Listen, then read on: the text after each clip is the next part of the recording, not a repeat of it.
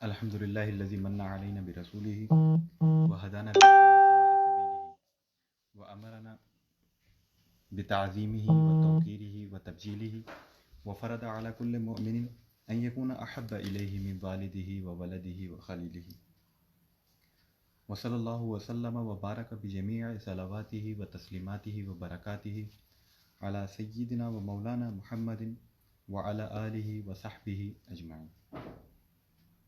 اما بعد، آج کی جو ہماری نشست ہے اربعین نویہ کے دروس کے حوالے سے، تو آج ہم بات کریں گے تیسری حدیث سے متعلق. تیسرا درس ہے اور تیسری حدیث سے متعلق گفتگو کریں گے. اور اس حدیث کا جو عنوان ہے وہ ہے ارکان اسلام اور اس کے تقاضے. یہ حدیث جناب عبداللہ ابن عمر رضی اللہ عنہ سے مروی ہے. جناب عمر بن خطاب رضی اللہ عنہ کے صاحبزادے. یہ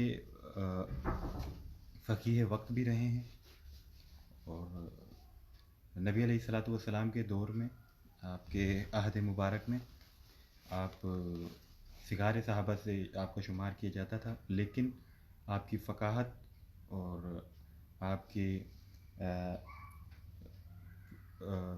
فقاہت دین کی وجہ سے آپ کو ایک بڑا مقام حاصل تھا. تو جناب عبداللہ ابن عمر رضی اللہ عنہ سے مروی ہے. آپ فرماتے ہیں کہ میں نے رسول اللہ صلی اللہ علیہ وسلم کو فرماتے ہوئے سنا: بنی الاسلام علی خمس، شہادت ان لا الہ الا اللہ وان محمد رسول اللہ واقام الصلاۃ وایتاء الزکوٰۃ وحج البیت وصوم رمضان. اس حدیث کو امام بخاری اور امام مسلم دونوں نے روایت کیا. عام طور پر حدیث میں ایک اصطلاح استعمال کی جاتی ہے، حدیث کے آخر میں لکھ دیا جاتا ہے متفقن علیہ. حدیث کے آخر میں لکھ دیا جاتا ہے متفقن علیہ. تو اس کا مطلب کیا ہوتا ہے؟ جو شعبہ دین سے واقف ہیں اور حدیث میں تھوڑی بہت سمجھ بوجھ رکھتے ہیں، وہ جانتے ہیں کہ اس کا مطلب کیا ہے. اس کا مطلب یہ ہوتا ہے کہ دو اصحاب، یعنی شیخین، علم حدیث میں جنہیں شیخین کہا جاتا ہے، وہ امام بخاری اور امام مسلم. امام بخاری صاحب صحیح بخاری، امام مسلم صاحب صحیح مسلم. آپ دونوں اس حدیث کی روایت کرنے میں متفق ہیں، یعنی آپ دونوں نے اس حدیث کو اپنی اپنی کتاب میں روایت کیا. تو دونوں متفق ہیں، تو اس لیے حدیث کے آخر میں لکھ دیا جاتا ہے متفقن علیہ. یعنی یہ حدیث آپ کو بخاری اور مسلم میں مل سکتی ہے، بلکہ بخاری اور مسلم میں یہ حدیث موجود ہے. آگے پھر زیادہ کتب کے حوالے دینا ضروری نہیں ہے. جب امام بخاری نے اپنی کتاب میں ذکر کیا ہے، امام مسلم نے اپنی کتاب میں ذکر کیا ہے، تو بخاری اور مسلم حدیث کی وہ کتب ہیں، اس درجے پر ہیں کہ جب ان کا حوالہ دے دیا جائے تو اب ان کے علاوہ کا حوالہ دینا ضروری نہیں ہوتا. تو حوالے دینے کا مقصد ہوتا ہے حدیث کا مصدر پیش کرنا کہ یہ حدیث کس نے ذکر کی اور اس حدیث کا کیا حکم ہے. جب امام بخاری ذکر کر رہے ہیں تو اس کا مطلب یہ ہے کہ حدیث صحیح ہے، کیونکہ امام بخاری رحمہ اللہ تعالیٰ نے حدیث کی یہ کتاب لکھتے ہوئے اپنے اوپر لازم کیا تھا، اور آپ کی شروط بھی سخت تھیں حدیث کو ذکر کرنے میں. آپ نے اپنے اوپر لازم کیا تھا کہ میں اس میں لکھوں گا تو صرف صحیح حدیث لکھوں گا، اس کے علاوہ میں نہیں لکھوں گا.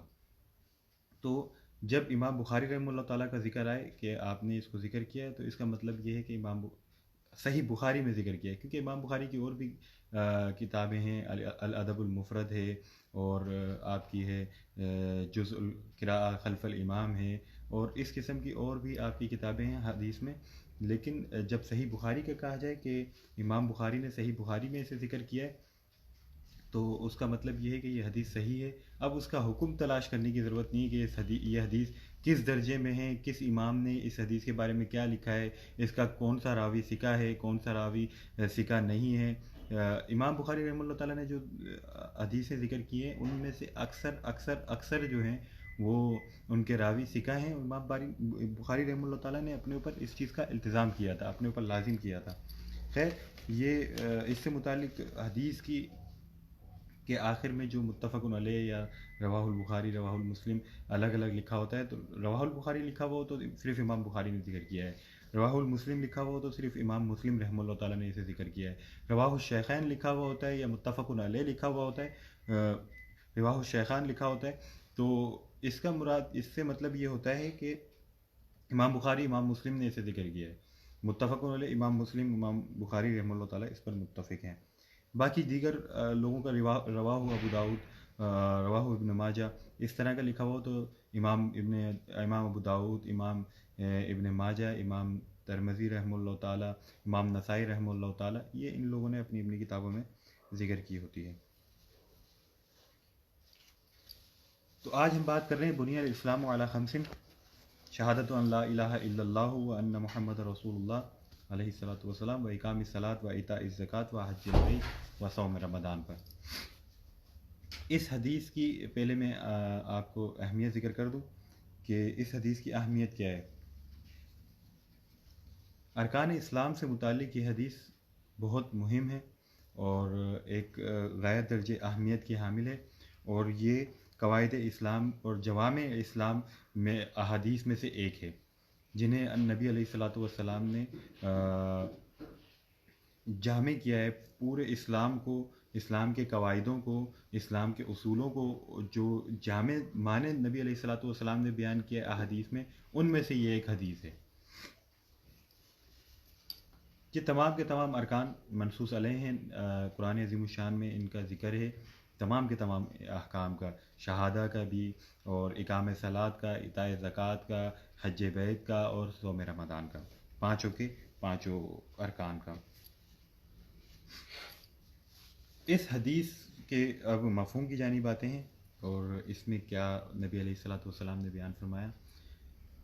اس حدیث کو نبی علیہ الصلوۃ والسلام نے ارکان اسلام کو ایک عمارت کی سی تشبیہ دی ہے آپ علیہ الصلوۃ والسلام نے, اور دائرہ کفر سے نکل کر دائرہ اسلام میں دخول کی جو قواعد ہیں نبی علیہ الصلوۃ والسلام نے ان کو اس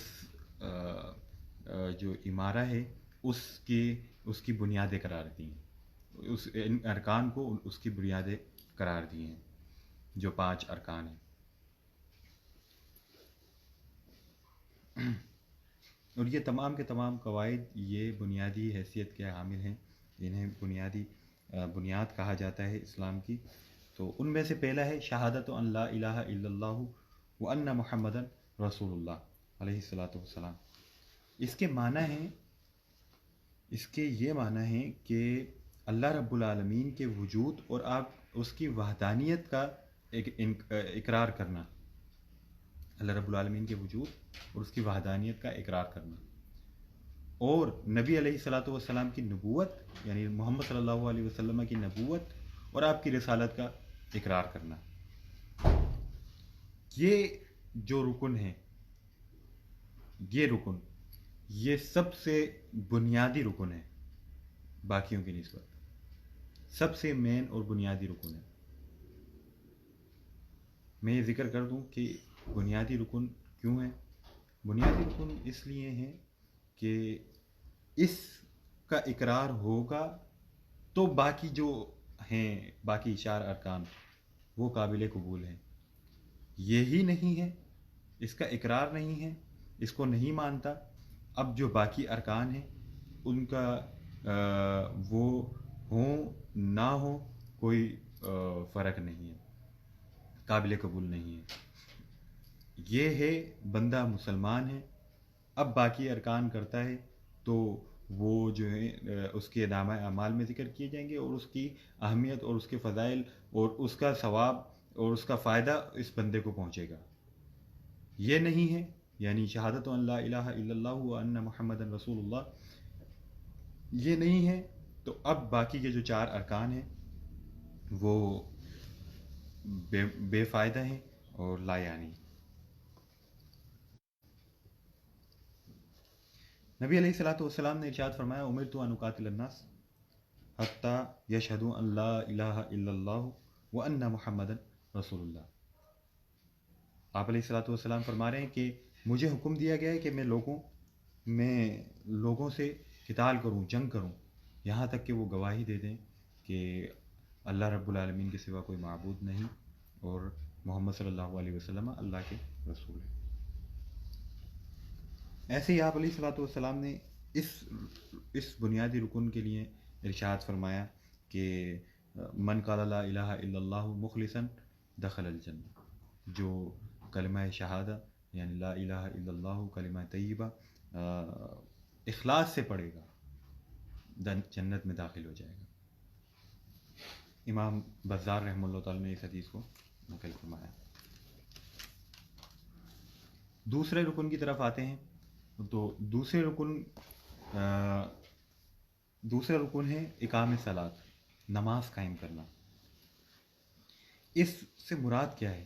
اس سے مراد ہے نماز کی جو محافظت ہے اور قیام ہے اپنے اوقات پہ کرنا، جو ان کے اوقات ہیں اس میں کرنا.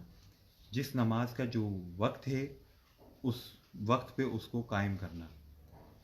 صرف قائم نہیں کرنا یعنی صرف نماز قائم نہیں کرنا، بلکہ جو اس کی شروط ہیں، جو اس کے ارکان ہیں، ان سب کو ادا کرنا جیسا ان کا حق ہے.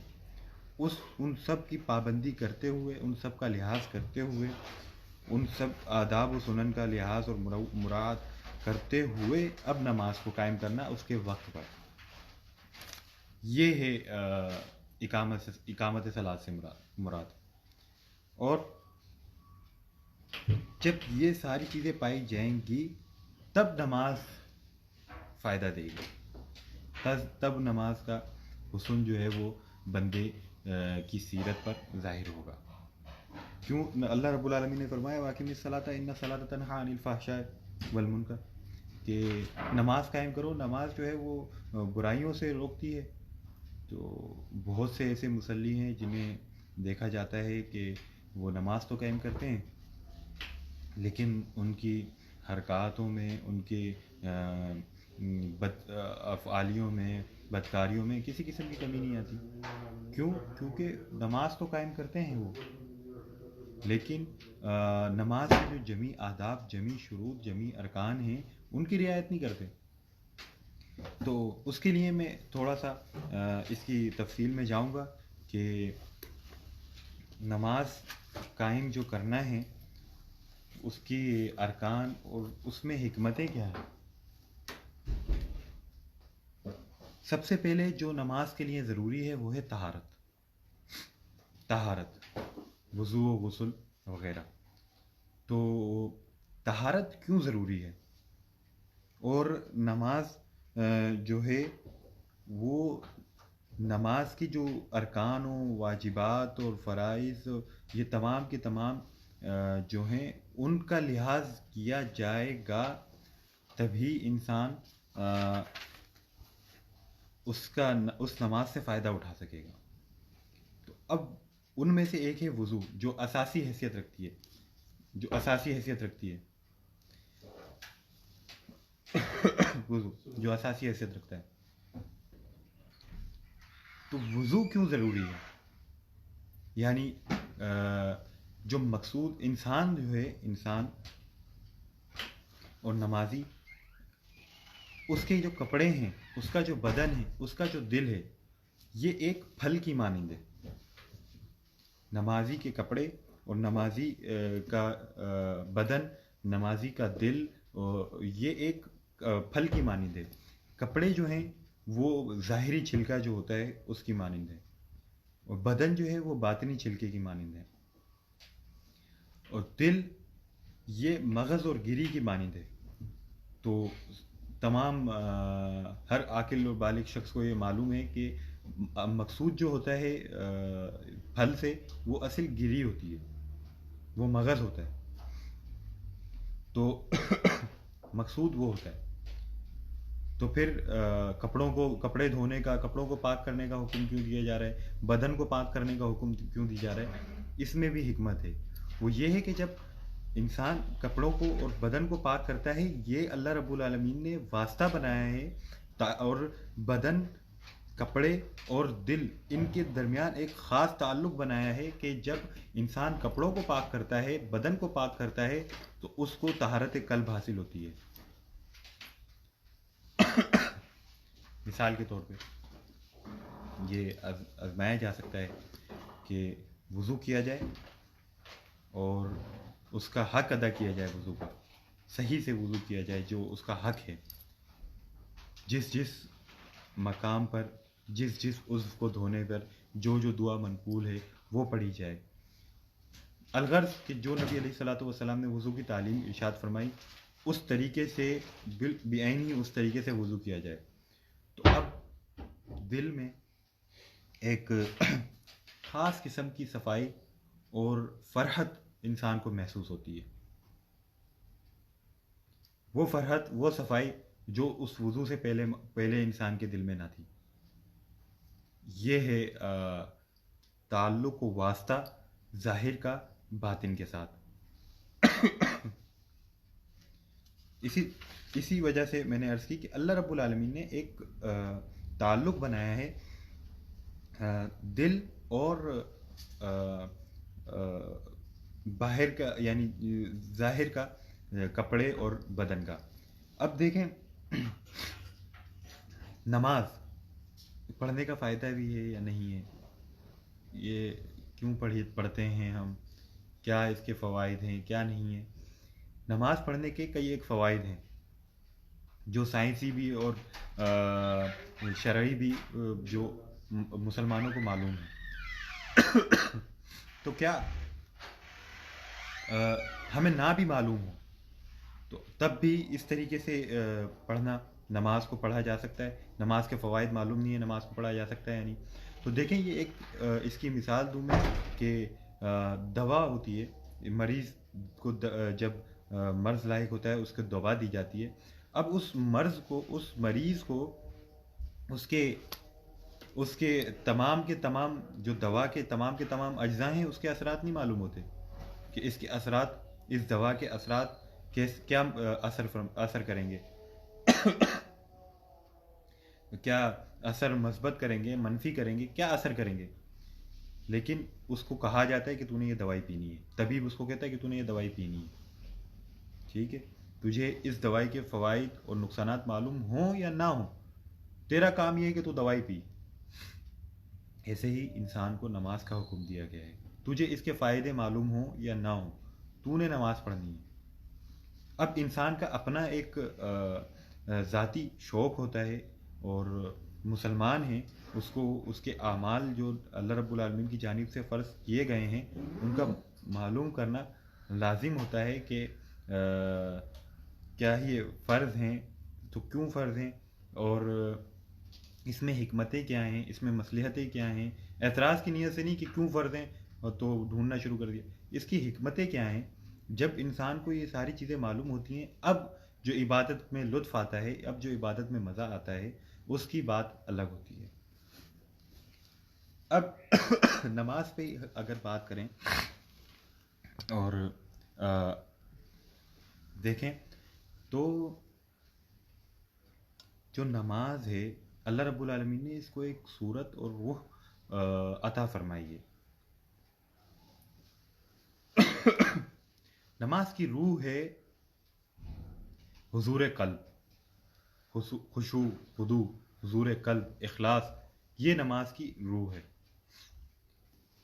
قیام و قعود وغیرہ وغیرہ یہ تفصیل سے علماء نے ذکر کیے کہ قیام و قعود نماز کے بدن کی مانند ہے، اور رکوع اور سجود نماز کا سر اور ہاتھ پاؤں ہے، وغیرہ وغیرہ. میں ان کی تفصیل میں نہیں جاتا. میں آج جو بات کرنے لگا ہوں وہ حضور قلب اور نیت و اخلاص پہ بات کرنے لگا ہوں. تو نماز کی جو روح ہے وہ ہے نیت، اخلاص، حضور قلب وغیرہ. تو اب میں اس کی مثال دیتا ہوں، مثال صرف سمجھانے کے لیے ہے. کہ ایک بادشاہ کی قربت حاصل کرنے کے لیے، اس کا قرب حاصل کرنے کے لیے، اس کی محفل میں، اس کی مجلس میں، اس کے دماغ میں بادشاہ کے ایک مقام کو حاصل کرنے کے لیے انسان کیا کرتا ہے؟ جد و جہد کرتا ہے. مثلا انسان اسے ایک خادمہ کا تحفہ پیش کرنا چاہتا ہے بادشاہ کو. اب اس خادمہ کے لیے، جو خادمہ ہیں جو بادشاہ کو پیش کرنی ہے، اس میں کیا کیا صلاحیتیں ہونی چاہیے بادشاہ کو پیش کی جا رہی ہے. اور مقصود اس سے یہ ہے کہ اس کی بارگاہ میں، بادشاہ کی بارگاہ میں ایک مقام حاصل کیا جائے، اس کا قرب حاصل کیا جائے بادشاہ کا. تو اب لازمی سی بات ہے کہ وہ جو خادمہ ہیں وہ اعلیٰ نسل کی، اعلیٰ درجے کی اور پاک صاف اور جمیع اوصاف مدیحہ اس میں پائے جانا ضروری ہے. اب وہ جو ہے خادمہ ہے وہ مردار ہے، وہ مری ہوئی ہے، وہ زندہ ہی نہیں ہے، وہ میت ہے، وہ مردہ ہے. اب وہ بادشاہ کی بارگاہ میں پیش کی جائے اور اس کی خدمت کے لیے اس کا کیا حکم ہوگا؟ بادشاہ تو سمجھے گا کہ اس نے میرا استہزاء کیا، اس نے میرا مذاق اڑایا، اس کا سر قلم کیا جائے، اس کو مار دیا جائے جس نے یہ تحفہ مجھے دیا. تو یہ ایک مثال تھی سمجھانے کے لیے. ایسے ہی نماز ہے. نماز کی جو روح ہے وہ ہے حضور قلب، خشوع، خضوع. اب انسان جب نماز پڑھے اور اس کا دھیان ہی وہاں نہ ہو، حضور قلب نہ ہو، خشوع اور خضوع نہ ہو، تو نماز کی روح تو مفقود ہے. نماز میں تو روح ہے ہی نہیں.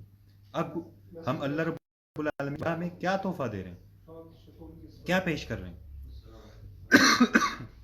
نبی علیہ الصلوۃ والسلام کی جب حدیث ذکر کی، دوسری حدیث جناب جبرائیل علیہ السلام کی جو حدیث تھی، اس میں آپ علیہ الصلوۃ والسلام نے ایک درجہ ارشاد فرمایا تھا کہ ان تعبد اللہ کأنک تراہ، تو اللہ کی عبادت کر جیسا کہ تو اسے دیکھ، گویا کہ تو اسے دیکھ رہا ہے. یہ تھا اعلیٰ ترین درجہ. جو اس درجے پر تک نہ پہنچ سکے تو اس کے لیے دوسرا درجہ ارشاد فرمایا. اگر یہ نہ کر سکے تو یہی خیال رکھ کہ وہ تو تجھے دیکھ ہی رہا ہے. تو یہ کس لیے؟ یہ انسان کے اندر خشوع اور خضوع اور حضور قلب کے لیے نبی علیہ الصلوۃ والسلام نے یہ درجہ ارشاد فرمایا، یہ کلام ارشاد فرمایا.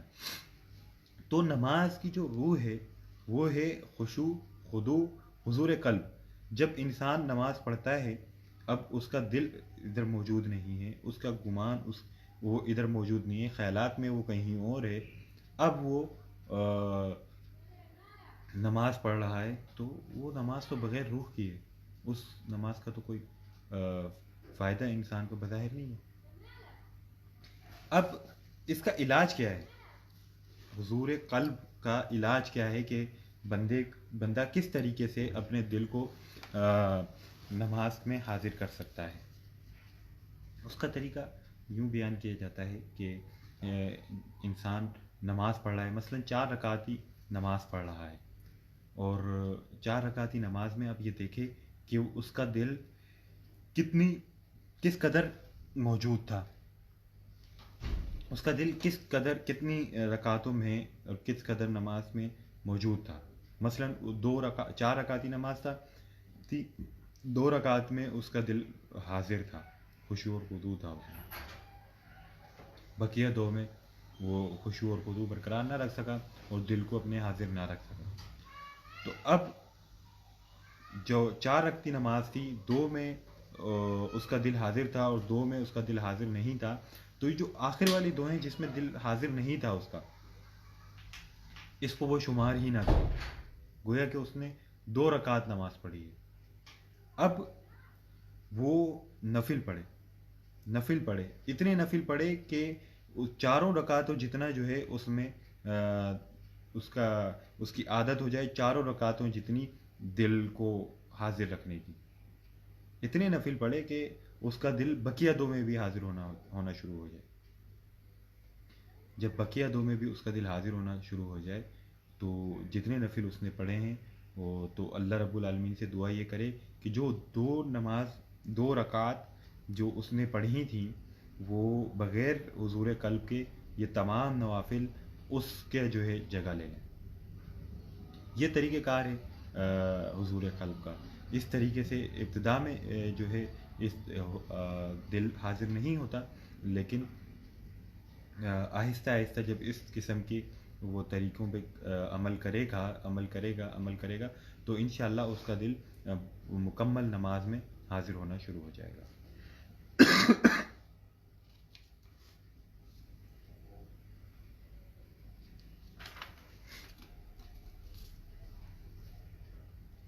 دوسرا رکن ہے زکوٰۃ. ایتاء زکوٰۃ. نبی علیہ الصلوۃ والسلام نے جو دوسرا رکن ارشاد فرمایا وہ ہے ایتاء زکوٰۃ. یہ کیا ہے؟ یہ ہے ایک مال کا ایک معین حصہ معین شخص کو دینا، ملک نصاب کے ہوتے ہوئے، اور اولان ہول ہو سال اس پہ پورا گزر جائے، جو زکوٰۃ کی شرائط و قواعد ہیں.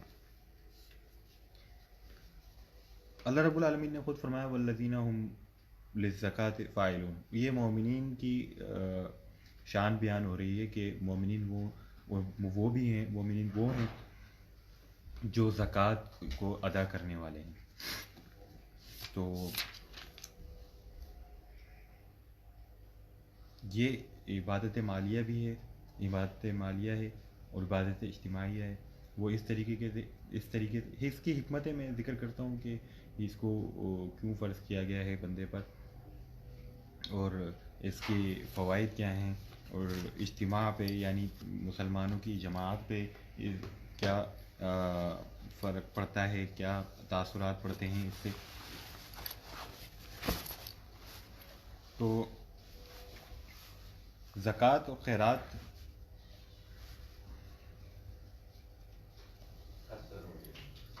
اس کو زکوٰۃ کو فرض کرنے کی حکمت کیا ہے؟ اس کو فرض کرنے کی حکمت اللہ رب العالمین نے حکم دیا کہ مجھ سے محبت کرو، یعنی اللہ رب العالمین سے محبت کرو. اور مسلمانوں کا دعویٰ بھی ہے کہ ہم اللہ سے محبت کرتے ہیں. ہر ایک شخص کا دعویٰ ہے کہ ہم اللہ رب العالمین سے اور اس کے رسول سے محبت کرتے ہیں.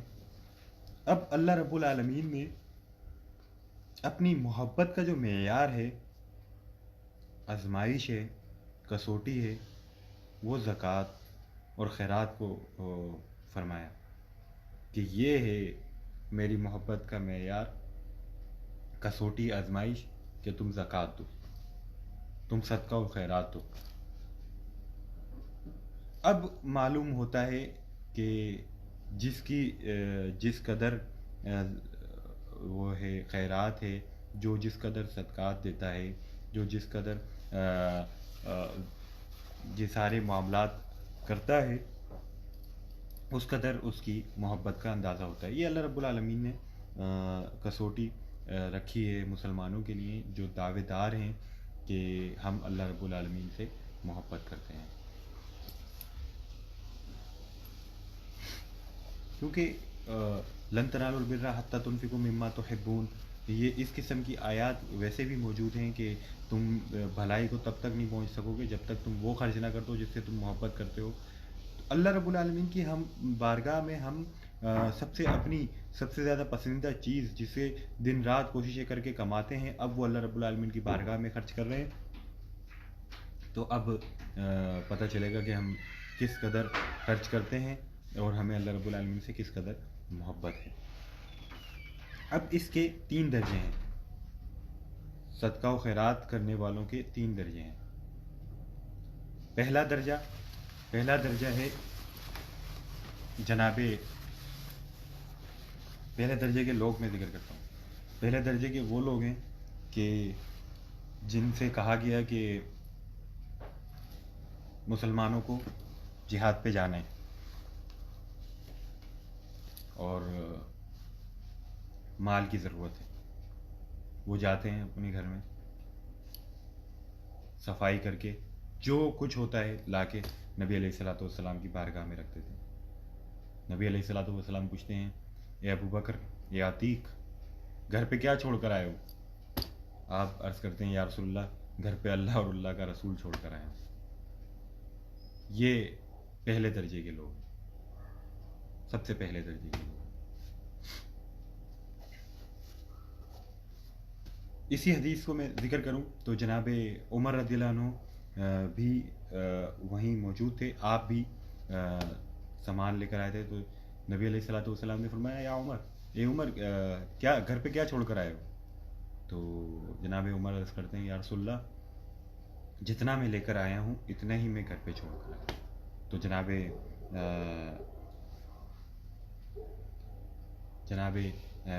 سید عالم صلی اللہ علیہ وسلم ارشاد فرماتے ہیں کہ تم دونوں کا جو فرق ہے نا درجوں کا، وہ تم دونوں کے جوابوں سے پتہ کیا جا سکتا ہے۔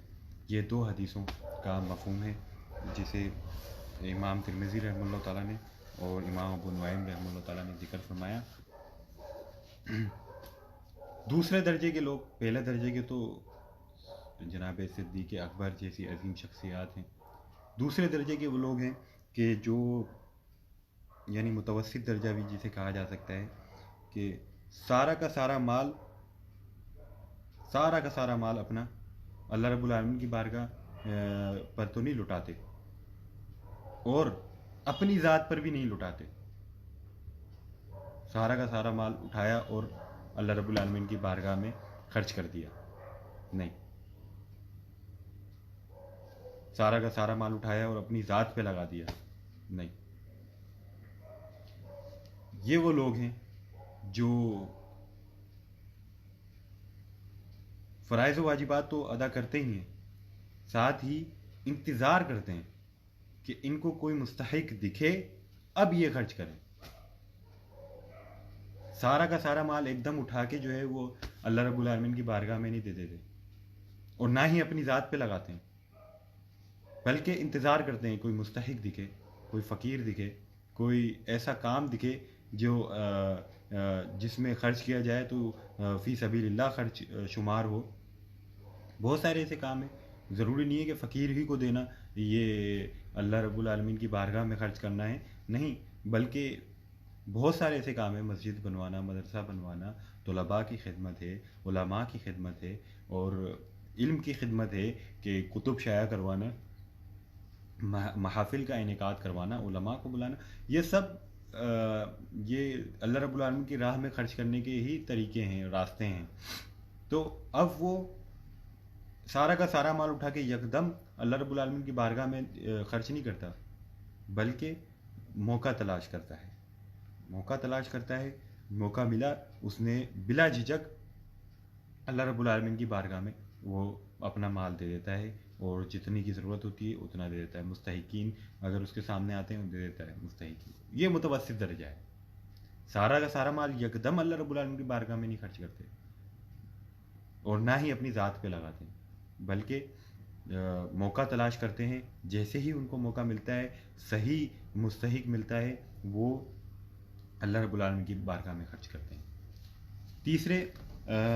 تیسرا طبقہ، اور یہ سب سے نچلا طبقہ ہے، تیسرا طبقہ اور سب سے نچلا طبقہ وہ ہے کہ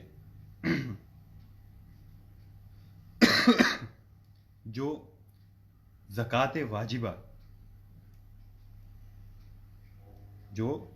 واجبہ ہی کو ادا کرنے میں غنیمت سمجھتے ہیں،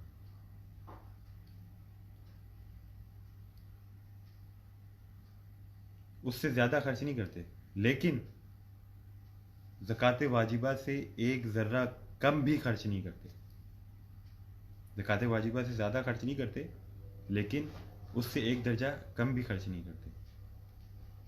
یہ تیسرے درجے کے لوگ ہیں، اور یہ ہم جانتے ہیں کہ ہمارے جو روزمرہ کے معاملات ہیں ان سے یہ اندازہ لگایا جا سکتا ہے کہ ہم کس درجے کے لوگ ہیں۔ تو حتی المقدور، حتی الوسع، کوشش یہ کرنی چاہیے کہ انسان تیسرے درجے سے اٹھ کر कम से कम दूसरे दर्जे तक तो पहुंच सके। वैसे जो हमारे आमाल हैं, जो हमारे काम हैं, वो तीसरे दर्जे में भी शुमार होने वाले नहीं हैं। और लेकिन फिर भी जो तीसरे दर्जे के लोग हैं, जो तीसरे दर्जे के लोग हैं, उन्हें चाहिए और हमें चाहिए कि हम कोशिश करें कि कम से कम तीसरे दर्जे से निकलकर दूसरे दर्जे तक पहुंचने की कोशिश करें।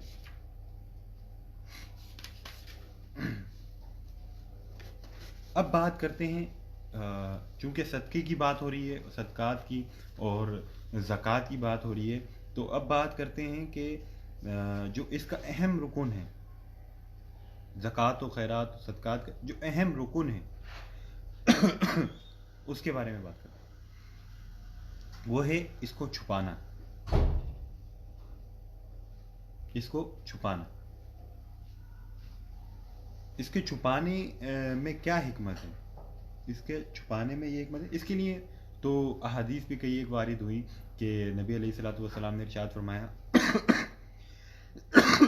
बुखारी और मुस्लिम में ये हदीस है कि मुत्तफ़क़ुन अलैह कि बंदा अपने दाएं हाथ से खर्च करे और बाएं हाथ को खबर ना हो तो अल्लाह रब्बुल आलमीन क़यामत वाले दिन उसको उन 7 लोगों में उठाएगा जिन पर अल्लाह रब्बुल आलमीन अपना साया फरमाया हुआ होगा, अपना ज़िल फरमाया हुआ होगा, और उस दिन कि जिस दिन उसके साये के अलावा और कोई साया ना होगा, तो उन 7 लोगों में अल्लाह रब्बुल आलमीन इसे शुमार फरमाएगा।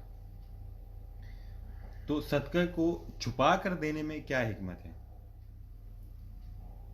असल में जो सदक़ात और खैरात हैं, ये हैं इंसान के जो अंदर बुख़्ल है, कंजूसी है, उसको ख़त्म करने के लिए, उस बदखसलत को ख़त्म करने के लिए, उसका सफाया करने के लिए सदका और खैरात को हुक्म दिया गया है, सदका और खैरात का हुक्म दिया गया है।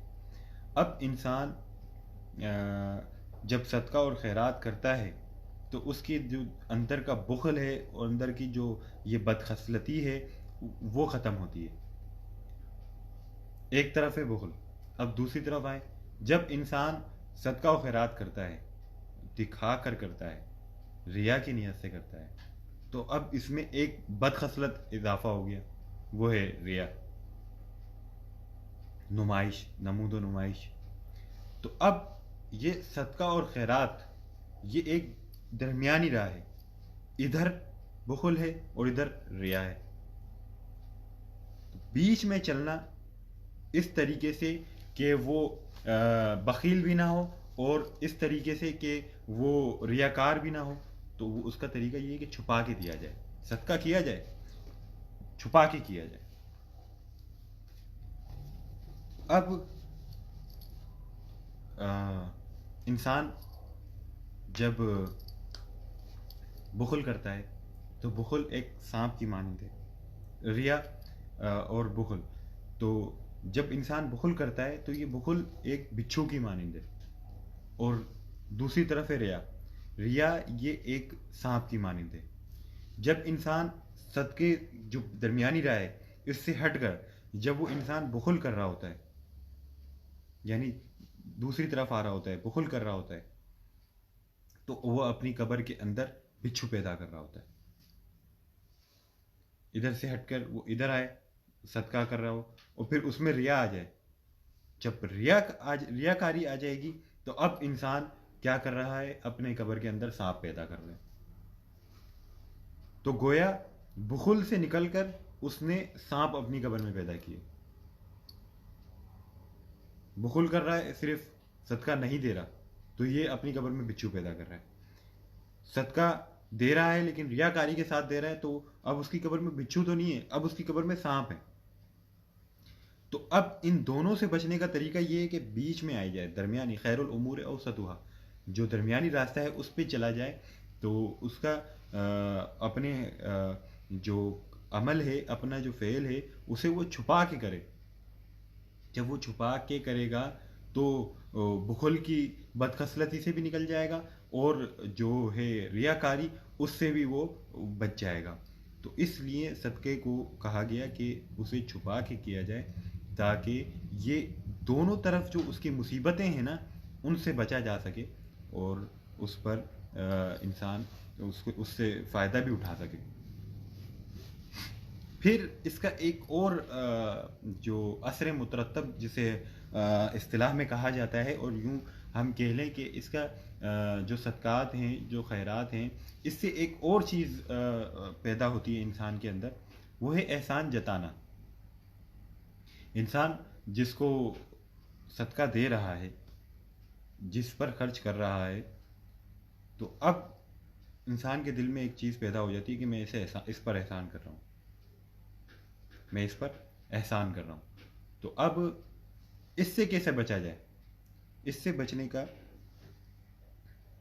طریقہ، پہلے تو اس کی میں وضاحت کر دوں کہ یہ معلوم کیسے ہوگا کہ اس کے دل میں ایسا ہے یا نہیں ہے.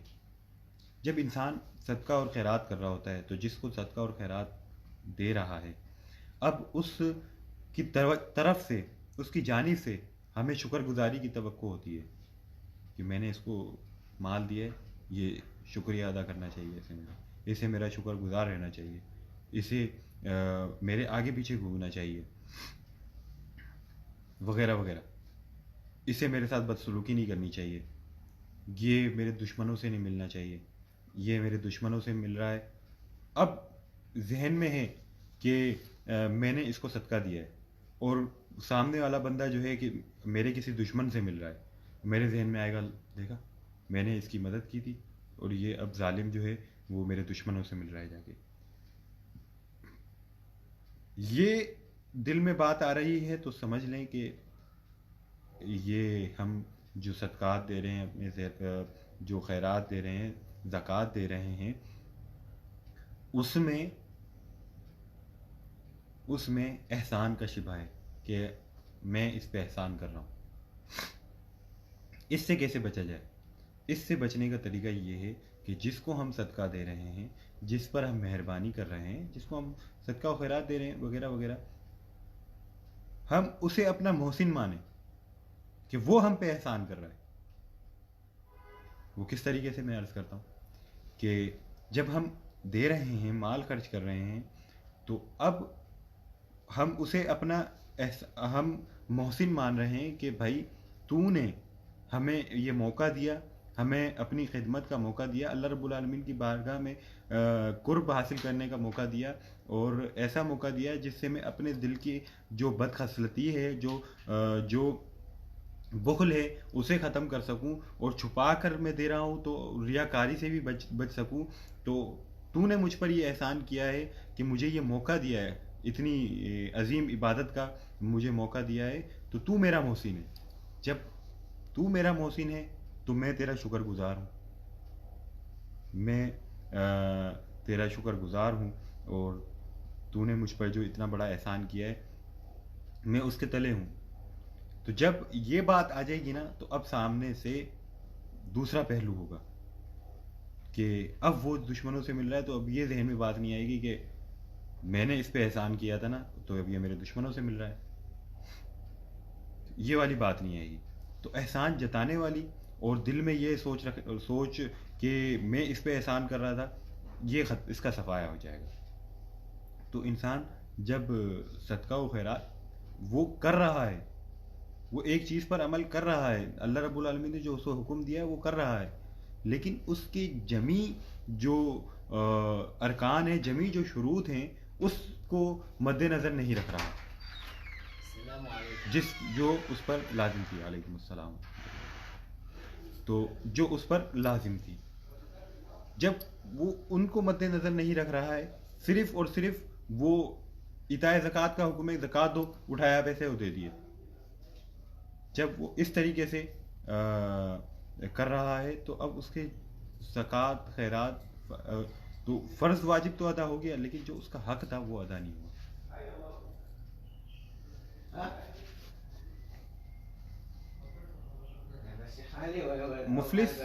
مفلس اور جو مفلس مسلمان ہیں وہ صدقات اور خیرات کیسے ادا کر سکتے ہیں؟ تو صدقات اور خیرات جو ہے وہ یہی نہیں ہے کہ آپ مال نکالیں اور وہ کسی فقیر کو دے دیں یا اللہ رب العالمین کی بارگاہ میں خرچ کریں. صدقہ الکلمۃ طیبۃ صدقۃ.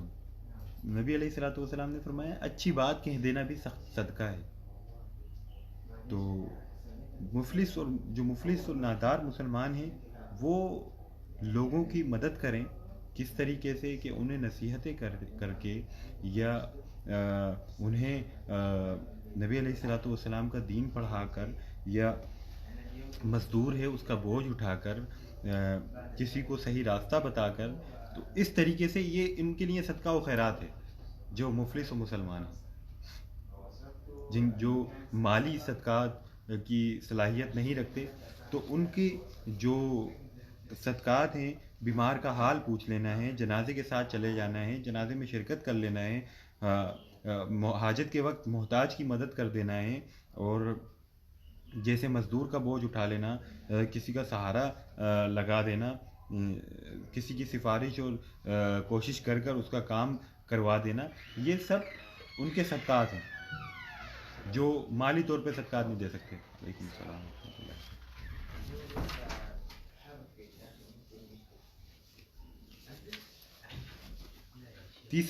تیسرا جو رکن ہے, بات تھوڑی لمبی ہو گئی اور انشاءاللہ اختصار کی طرف آتے ہیں. تیسرا رکن ہے چوتھا رکن ہے حج. حج کیا ہے؟ حج ہے مخصوص ایام میں مسجد حرام کا ارادہ فرمانا. وہ مخصوص ایام میں اشہر حج, شوال, ذیقات اور ذی الحجہ کے پہلے 10 دن. ان دنوں میں مسجد حرام کی نیت سے جانا, حج کی نیت سے جانا, وہ تمام کے تمام امور کرنا, وہ تمام کے تمام افعال کرنا جس کا نبی علیہ الصلوۃ والسلام نے حکم دیا ہے حج کے, وہ تمام کے تمام افعال کرنا. یہ عبادت مالی بھی ہے اور یہ عبادت بدنی بھی ہے. مالی تو یوں ہے کہ اس میں پیسے تو خرچ ہونے, زیادہ سفر ہے, اور پھر پاکستان سے جانا ہے, مکہ مکرمہ جانا ہے, یا ہندوستان سے مکہ مکرمہ جانا ہے, دیگر ممالک سے مکہ مکرمہ جانا ہے, تو پیسہ تو خرچ ہونا ہے. ساتھ ہی جو وہاں پر معاملات ہیں, جو وہاں پر چیزیں ہیں, وہ اس کی بدنی مشقتیں ہیں, یہ ساری اور بدنی مشقتیں بھی عبادتیں بدنیہ میں شمار ہوں گی. اس کا جو مناسبت ہے حج کی وہ یہ ہے کہ وہاں جب مسلمان جب حج پہ جاتا ہے تو وہاں مسلمانوں کی ایک جماعت, ایک جمع غفیر جمع ہوتی ہے, اجتماع ہوتا ہے وہاں پر مسلمانوں کا, اور اللہ رب العالمین کو اجتماع مسلمین خاصا پسند ہے. تو اس کی حکمتوں میں سے ایک یہ بھی ہے. اور پھر وہاں دیگر ممالک کے لوگ, دیگر ممالک کے مسلمانوں سے انسان کی ملاقات ہوتی ہے, دیگر ثقافتوں کو وہ دیکھتا ہے, دیگر چیزوں کو وہ آبزرو کرتا ہے. تو یہ ساری چیزیں, یہ حکمتیں ہیں حج کی. اور پھر حج کے لیے حدیث میں آیا کہ جو پچھلے زمانے میں رہبانیت تھی وہ اسے اللہ رب العالمین نے ختم کر کے مسلمانوں پر حج فرض کر دیا.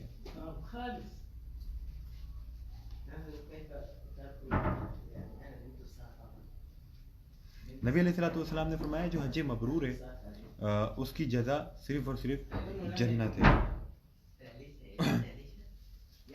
اس کی کچھ مختصراً میں حکمت اور بھی ذکر کر دوں کہ اس کی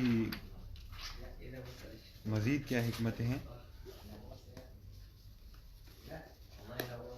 پہلے تو میں نے یہ ذکر کر دی کہ یہ رہبانیت کا بدل ہے. جسے پہلے زمانے میں رہبانیت ہوا کرتی تھی, اس زمانے میں جو اس شرع ہے اللہ رب العالمین نے اس رہبانیت کو ختم فرما دیا, لا رہبانیت فی الاسلام. لیکن حج فرض فرمایا اللہ رب العالمین نے, تو یہ حج جو ہے وہ رہبانیت کا بدل ہے.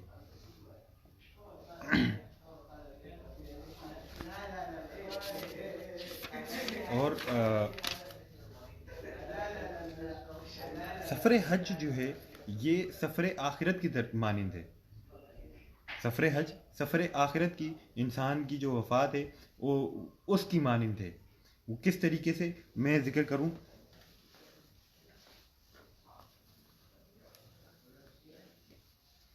اس سے مقصود ہے کہ حجاج کو جب وہ عمل کر رہے ہوتے ہیں، وہ سارے اعمال کر رہے ہوتے ہیں، ان کے ذہن میں آخرت کے واقعات ذہن میں آ جائیں، آخرت کے معاملات سارے یاد ہوں ان کو، حجاج کو، جب وہ یہ عمل کر رہے ہوتے ہیں. مثلا شروع جب سفر ہوتا ہے، سفر کی آغاز ہوتا ہے حج کا، تو وہ اپنے بال بچوں سے، اپنے گھر بار سے رخصت ہوتا ہے. یہ اس میت کی طرح ہے.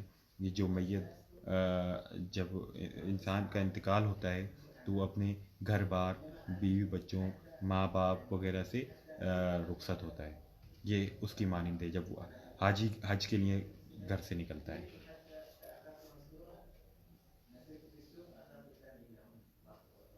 سواری کے جانور پر سوار ہوتا ہے. اس دور میں آپ کہہ لیں کہ جہاز پہ یا پیدل حج کرنا ہے یا بائی روڈ حج کرنا ہے، تو سفر جو کر رہا ہے وہ جس بھی چیز کا استعمال کر رہا ہے سفر کے دوران، یہ اس کے لیے جنازے کی مانند ہے، چار کندھوں کی مانند ہے. وہ چار کندھے جو ہیں وہ اسے اس کے گھر بار سے دور لے جا کر اسے دوسری جگہ پر لے جا رہے ہیں، دوسرے جہاں میں لے کے جا رہے ہیں. جو بھی وہ استعمال کر رہا ہے سواری. احرام کا سفید کپڑا یہ کفن کی مانند ہے اس کی، گویا کہ وہ مکفن ہے، وہ کفن پہنا ہوا ہے.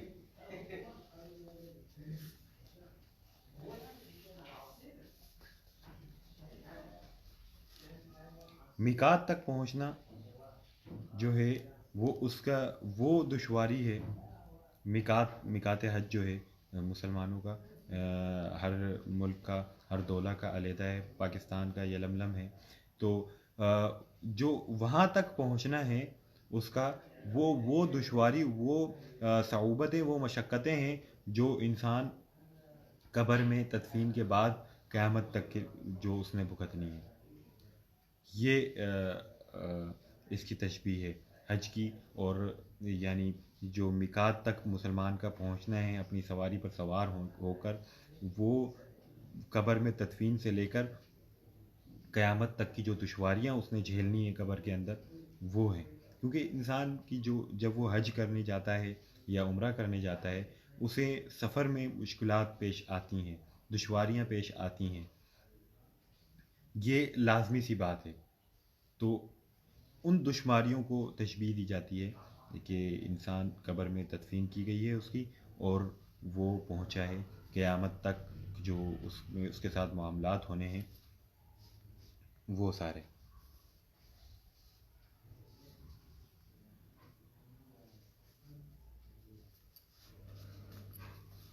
راستے میں جو اس کو راہزن ملتے ہیں یا ان کا خطرہ ہوتا ہے، چوروں کا، ڈاکوؤں کا، جیب کتروں کا، کسی بھی قسم کا جو خطرہ ہوتا ہے وہ نکیرین کی مانند ہے.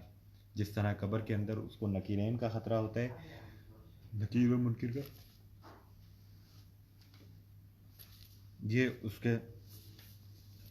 اس کے نکیرین کی مانند ہے. اسی طریقے سے قبر کے اندر یا راستے میں جو جنگلی جانوروں کا خدشہ ہوتا ہے، جنگلی جانور اسے ملیں گے. اور یہ اس وقت کی بات ہے جب سفر جو ہے وہ گھوڑوں پر، خچروں پر کیا جاتا تھا. تو اب بھی ایسے بہت سارے معاملات ہو سکتے ہیں. تو اللہ اپنی امان میں رکھے. تو اس قسم کا جو خطرہ ہے وہ اس کو اس کی قبر کا خطرہ ہے. جو قبر میں بچھو، سانپ، یہ چیزیں جو موذی جانور اور انسان کو ملنے ہیں، اعوذ باللہ منہ، تو وہ جو ملنے ہیں یہ ان کے ساتھ تشبیہ ہے.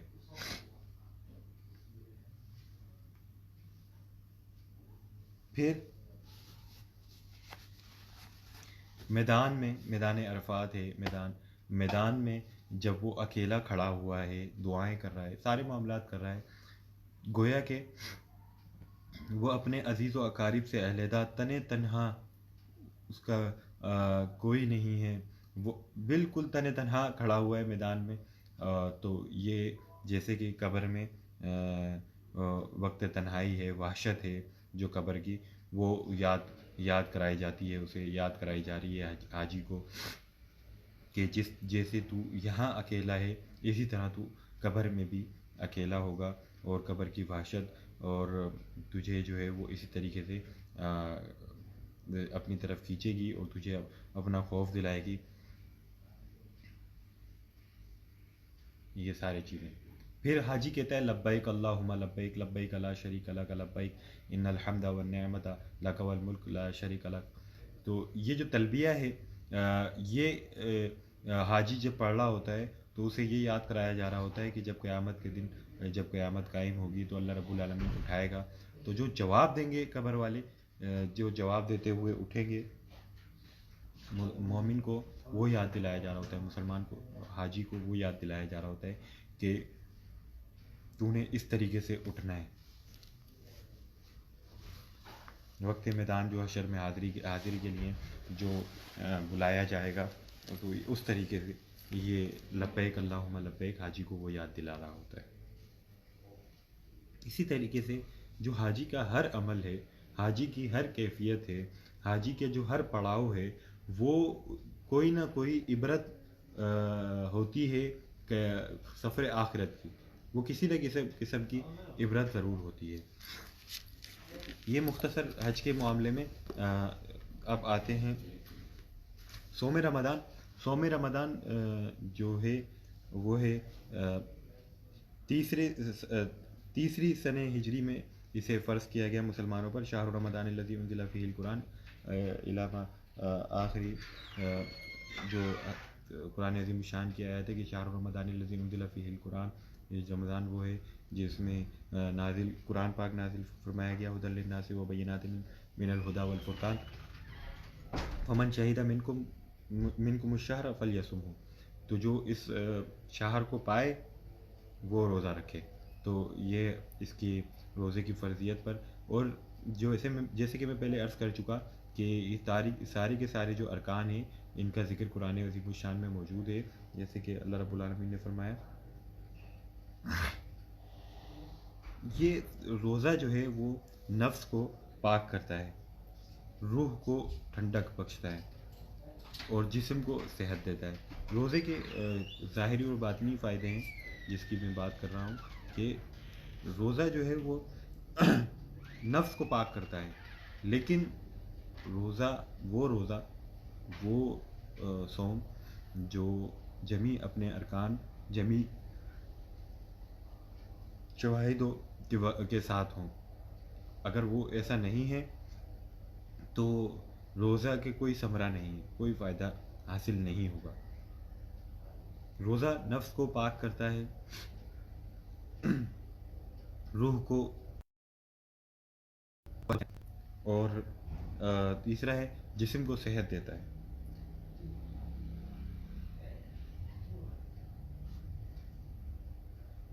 تو جو اس کی جمیع شرائط، جمیع قوانین اور جمیع آداب و سنن کا لحاظ کرتے ہوئے اس کو رکھتا ہے، تو وہ اپنی سیئات کو، اپنے گناہوں کو مٹا رہا ہوتا ہے اور جنت میں داخل ہونے کا، اپنے داخلے کا پروانہ بنوا رہا ہوتا ہے. نبی علیہ الصلوۃ والسلام نے فرمایا من صام رمضان ایمانا و احتسابا غفر له ما تقدم من ذنبه. جس نے روزہ رکھا، رمضان کا روزہ رکھا ایمان مومن ہوتے ہوئے، محتسب ہوتے ہوئے، تو اس کے جو جمیع ما قبل گناہ ہیں اللہ رب العالمین انہیں بخش دیتا ہے. روزے کی حکمتوں میں سے میں چند حکمتیں عرض کر کے اور پھر اجازت چاہوں گا کہ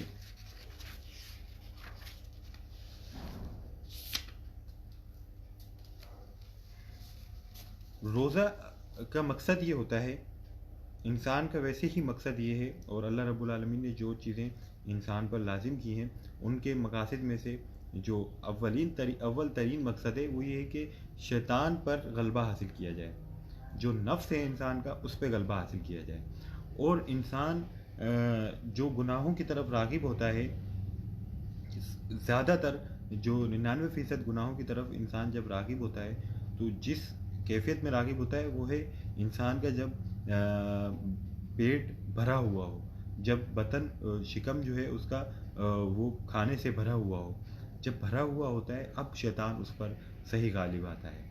اب جو اس سے گناہ سرزد ہوتے ہیں، وہ شیطان جو اس پر غالب آ کے جو اس سے گناہ سرزد کرواتا ہے، وہ زیادہ تر کب ہوتے ہیں؟ جب پیٹ بھرا ہوا ہو۔ تو جب انسان روزے دار ہوتا ہے، مسلمان روزہ دار ہوتا ہے، اب اس کا جو پیٹ ہے وہ خالی ہوتا ہے، جب اس کا پیٹ خالی ہوتا ہے اب شیطان کا غلبہ اس کے نفس پر کمزور ہوتا ہے۔ جب شیطان کا غلبہ اس کے نفس پہ کمزور ہوتا ہے تو اس کے تمام کی تمام انسان کی تمام خواہشات وہ کمزور پڑ جاتی ہیں، نفسانی خواہشات کمزور پڑ جاتی ہیں، جسمانی خواہشات سب کی سب کمزور پڑی جاتی ہیں۔ تو چنانچہ نبی علیہ الصلوۃ والسلام نے فرمایا رمضان کا جب رمضان آتا ہے تو جنت کے دروازے کھول دیے جاتے ہیں اور شیطان کو قید کر لیا جاتا ہے، اور غیب سے ندائیں دی جاتی ہیں، غیب سے پکارا جاتا ہے کہ اے بھلائی کے طلبگار آگے بڑھو اور اے بدکار بعد آ جاؤ۔ تو یہ روزے کی حکمتیں ہیں۔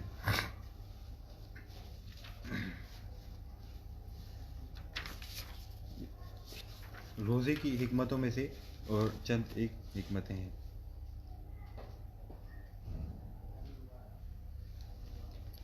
رمضان کے روزے کی بات پہ اس کو ختم کرتے ہیں، جو رمضان کی روزے کی بات کی۔ ویسے روزے جو نفلی ہیں ان پہ کئی ایک باتیں کی جا سکتی ہیں۔ صوم داؤدی ہے، صوم پنچشنبہ ہے، اور دو شنبہ اور پنچشنبہ ہے، تو اس طرح کر کے کئی ایک جو روزوں کی اقسام ہیں نفلی روزے کی، اس پہ کسی اور دن انشاءاللہ گفتگو کریں گے۔ تو آج جو بات کی ہے رمضان کے روزے سے متعلق بات کی ہے، تو باقی ویسے بھی نفلی روزوں میں بھی یہی ہے کہ انسان جب خالی پیٹ ہوتا ہے، جب خالی شکم ہوتا ہے، تو تب اس پر جو غلبہ شہوت ہے، غلبہ جو خواہشات کا غلبہ ہے وہ اس پر کم ہوتا ہے۔ جب اس پر کم ہوتا ہے تو شیطان کی پکڑ انسان پر کمزور ہوتی ہے، تو اب وہ اللہ رب العالمین کی عبادت کرے، اخلاص نیت سے کرے تو وہ زیادہ آسان ہوتی ہے۔ تو مختصراً میں ذکر کروں کہ بنی الاسلام علی خمسہ، شہادت ان لا الہ الا اللہ و ان محمد رسول اللہ، و اقام الصلاۃ و ایتاء الزکوٰۃ و حج البیت و صوم رمضان۔ تو ان میں جو ارکان میں جو ارتباط ہے، جو آپس میں ان کا تعلق ہے، ان کا میں ذکر کروں تو جو انسان ہے اس کی چند ایک حالتیں ہیں۔ میں ان ارکان کا ذکر کرتا ہوں کہ جو ان جمی کے جمی ارکان پر ایمان لاتا ہے اور ان جمی کے جمی ارکان کو مانتا ہے، ان پر عمل کرتا ہے، جمی کے جمی ارکان پر عمل کرتا ہے، تو وہ ہے مسلمان، وہ ہوگا مسلمان۔ اور جو سب ہی کے سب کو معاذ اللہ چھوڑ دیتا ہے، تمام کے تمام کو چھوڑ دیتا ہے، ان تمام کے تمام پہ سے کسی پہ بھی عمل نہیں کر رہا ہوتا، ان کو کہیں مان ہی نہیں رہا ہوتا، وہ ہے کافر۔ پھر ان میں سے کسی ایک کا انکار کرتا ہے، اگر ان میں سے کسی ایک کا انکار کرتا ہے وہ ہے مسلمان ہے، ان میں سے کسی ایک کا انکار کر رہا ہے وہ ہے مرتد، معاذ اللہ ذالک۔ ان تمام پر ایمان لاتا ہے، تمام کا معتقد ہے، تمام پر اس کا عقیدہ ہے، سوائے شہادہ کے باقی کسی بھی ایک رکن میں بے غفلتی سے بے غفلتی سے کام لیتا ہے، غفلت سے کام لیتا ہے اور بے پرواہی سے کام لیتا ہے، تو شہادہ کے علاوہ، تو اب وہ ہے فاسق، فاسق، سست فاسق، وہ شخص ہے. وہ تمام کا تمام اقرار کرتا ہے، ان تمام کے تمام کو مانتا ہے، ان تمام کے تمام پہ عمل بھی کرتا ہے، لیکن اس کے دل میں ان میں سے کسی ایک کے لیے یا ان سب کے لیے کوئی کھوٹ ہے، وہ ہے منافق. تو مسلمان، کافر، مرتد، فاسق اور منافق، ان چار، یہ جو 5 قسم کے لوگ ہیں وہ ان احکام سے مرتبط ہیں. تو جو یہ 5 ذکر کیے ہیں اس حدیث میں، یہ صرف 5 ہی ارکان اسلام کے نہیں ہیں. خود نبی علیہ الصلاۃ والسلام نے احادیث میں ارشاد فرمایا کہ جو ارکان اسلام ہے وہ بدع و سبعین ہیں، یعنی 72-73 ہیں جو ارکان اسلام ہے جن پر اسلام کی بنیاد ہے، جن کو ارکان اسلام کہا جاتا ہے، شعب ایمان کہا جاتا ہے، وہ. تو آج کے لیے اس قدر کافی ہے. اجازت دیجیے، اور اللہ رب العالمین سے دعا ہے کہ جو ہم نے بیان کیا ہے اس میں کوئی کوتاہی ہو گئی ہو تو وہ کریم اسے معاف فرمائے، اور جو ذکر کیا گیا ہے اللہ رب العالمین اپنی بارگاہ میں اسے قبول فرمائے اور اس پہ عمل کرنے کی توفیق عطا فرمائے. وآخر دعوانا ان الحمد للہ رب